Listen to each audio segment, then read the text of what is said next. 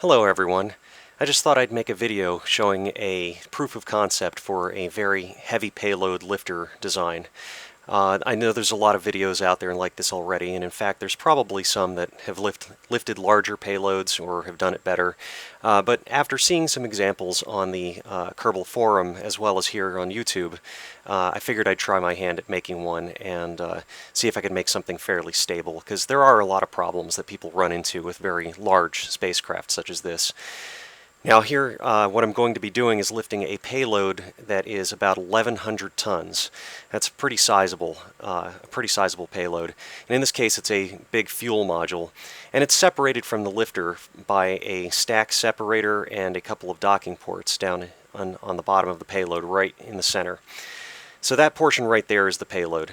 Everything below that is the lifter. Now the total mass to orbit is going to be a little higher than the 1,100 tons because the center section of the lifter will also survive to orbit with a small amount of fuel left in it. But I'm just concerned about what the actual payload mass is that we can deliver, and that's 1,100 tons. Now here on the pad we're at about 7,500 tons. It's a total of 7,590 and some change. Now you'll see that I have a variety of mods running. I'm going to keep these open for the displays so that we can see the stats during the liftoff. And I have a visual enhancements mod running with a cloud layer that you'll see as we fly through it. However, none of the mods that I have installed change any of the performance of the parts or any of the launch characteristics. So for practical purposes, this is like a stock version of the game for the launch itself. So I'm going to go ahead and get ready to launch here. I'm going to turn on SAS and get the throttle up. And you'll see this is moving very slowly. Here on the pad right now my frame rate is about 8 frames per second. During the liftoff it's going to probably hover around 5 frames. It'll improve as we jettison some of the stages of our spacecraft. I have seen that this can make it to orbit, and I have seen what the frame rates will look like because I had to do a variety of test launches. I had some problems with the staging, particularly with the placement of the separatrons, which apparently is a very big issue when you're designing these large spacecraft. You have to get separatrons in here, which are little solid rocket motors that will fling your stages away as you eject them, so that they don't collide with the rest of your spacecraft. If you don't position those correctly, the exhaust from them can overheat and detonate your fuel tanks. Likewise, if they're not angled correctly, you can end up with some issues with collisions. And I'm finding also that some of the various radial decouplers have different amounts of ejection force, some of which apply that ejection force at angles that you don't expect. So I've had to change that around a little bit as well. So I'm going to go ahead and lift off. And once again, you'll see that we move very slowly to begin with. My frame rate is hovering at about 6 at the moment. Also, our thrust-to-weight ratio is about 1.6, so we're accelerating slowly enough that we don't have to worry about terminal velocity inside the atmosphere wasting any additional fuel on us. A general rule of thumb is that when you're in the lower part of the atmosphere, you don't want to accelerate too hard, probably not too far beyond about 2 Gs. And of course, we're not getting 2 Gs because our thrust-to-weight ratio is not very high. 1.6 thrust-to-weight ratio, we're losing 1 G to just fighting gravity, so we're only accelerating upwards at about 2/3 of a G. So what I'm going to do actually is go into physical time warp and go at about 2 times for the moment, just until we get a little higher up and can eject our first stage. I'll do most of the rest of the launch without physical time warp because that can cause some instability. Although I have found that this spacecraft is sturdy enough to withstand even the full 4 times physical acceleration. You'll also notice that the engines are getting a little hot. I'm going to ignore that right now. I've found that as long as you don't overheat them to the point of exploding, it's really not too big of a deal. We're getting a little closer to running out of fuel in our first radial stage. So I'm going to go back to 1 times acceleration, just normal speed here. You'll also notice that the spacecraft is not rotating. That's a very positive thing here. A lot of people have difficulty with their spacecraft rotating when they do larger designs with radial boosters, especially in any sort of asparagus or onion staging, which is pretty common. Now we're about to lose our first stage here. I'm going to eject those, and you'll see they should fall away pretty well. They may explode when they collide with each other, but that's okay. And they did. We get some nice little fireworks out of that. I'm not worried about that at all. Well, you can see we did rotate a little bit since we left the pad, but it's not a whole lot of rotation here. I am also going to not quite start the gravity turn yet, but I am going to put a little bit of a preferential tilt into the spacecraft here. I find that helps a little bit. If you're not using SAS or you don't have enough SAS modules on your spacecraft, sometimes the ship will pick its own direction to drift off of vertical. So giving it a little bit of a preferential tilt is probably helpful in that case, and you do want to go to the east under most circumstances. But getting back to the spin of the spacecraft, and when you're doing asparagus designs or onion staging, a lot of spacecraft will end up having a little bit of a rotational spin to it as it lifts off. What I found is that most of that is due to the placement of your struts and your fuel lines, particularly the fuel lines. And the reason for that is that the fuel lines act like struts and add some rigidity to your spacecraft. And so if the fuel line is not perfectly centered, or you put it on the side of the booster without a matching strut on the other side, then what will happen is that you have a little bit of asymmetrical rigidity added to the connection of the booster to the rest of the spacecraft. So what will happen is that while it's under thrust, the booster will twist around the decoupler a little bit and cause some off-center thrust to occur. And it won't be enough for it to be visible, but when you have all of your boosters thrusting off-center in the same direction relative to the center of the spacecraft, then you get a rotation out of it. The fix for that is fairly simple. You just need to make sure that all of your fuel lines have matching struts on the opposite side of the booster, and put all of those kinds of things on in pairs. It's easier to get it straight if you put the fuel lines and the struts on the sides of the booster rather than straight in the center, just because there's no snapping placement for the second endpoint of your struts and fuel lines.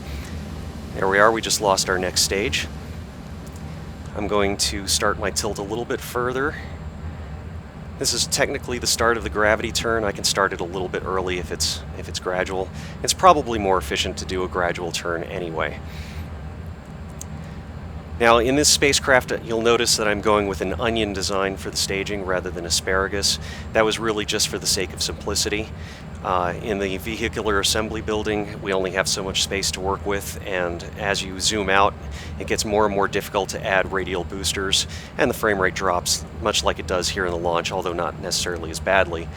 But while you're dealing with the complexity of designing a spacecraft in the assembly building like that, adding all of the separate fuel lines and the boosters in pairs, it just adds to the workload, and it does gain you additional efficiency during launch, of course, often in the realm of about 5 to 10% additional fuel efficiency. For the sake of simplicity, I went with an onion design here, and that doesn't kill very much performance over asparagus design, just a little bit, but it makes the design a lot easier to manage. Now I'm getting a little further into my gravity turn here. You'll notice that the spacecraft has gotten very dark. That's because we're aiming straight at the sun, or almost straight at the sun at the moment, so it's really only the top of it that's lit up. And I'm going to go a little further into my gravity turn. Now the gravity turn is important. You need to make sure that you do as much lateral thrusting as you can. You want to make sure that you get a lot of horizontal velocity, because that's where all of the efficiency in your flight is going to come from. Anytime that you're thrusting upward, you're just fighting gravity and you're losing energy to that. So with all of the orbital mechanics in general, you'll want to do horizontal thrusting relative to the planet, because any energy that you send in that direction is generally energy that you're going to get to keep, and it's not going to be wasted. As you can see here, relative to the exhaust plume that I'm leaving behind, I'm still thrusting upward to some degree. And that's still useful at this stage because we're deep enough in the atmosphere that we're still getting a decent amount of atmospheric drag, although it's a lot less than it was earlier. But now my thrust-to-weight ratio is only 1.3. So it's important for me to still be thrusting upward to some degree, because I don't want to lose all of my upward velocity and stay in the atmosphere longer than I have to. As you can see, my periapsis is not too far ahead of me in terms of my altitude. My altitude is currently at 22 kilometers. My apoapsis is at 25 kilometers. So I'm going to still thrust a little above what my prograde marker shows here until I get a little further out of the atmosphere. Now, I may run out of topics to discuss at the moment, but that's okay. I may skip along in the video, but maybe not. We'll see how this looks.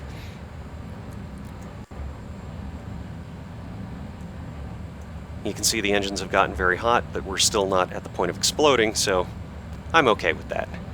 In fact, I'll go ahead and put on a little bit of time acceleration here. We'll go to 2 times. And I'm using RCS to help keep me stable if I need it. I haven't had to tap it very much, but I'm using it a little bit. As you can see, we're at about 30, almost 32 kilometers of altitude, and our apoapsis is at 37. So we are climbing at a pretty good rate. And now that our exhaust plume has disappeared and we're at about 35 kilometers, we're out of the more difficult parts of the atmosphere.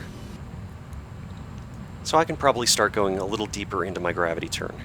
Now I'm still on time acceleration here, just very mildly.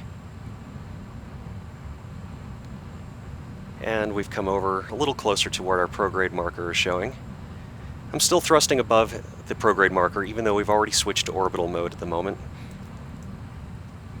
Just because I want to make sure my apoapsis keeps going up. Our apoapsis is still technically inside the atmosphere.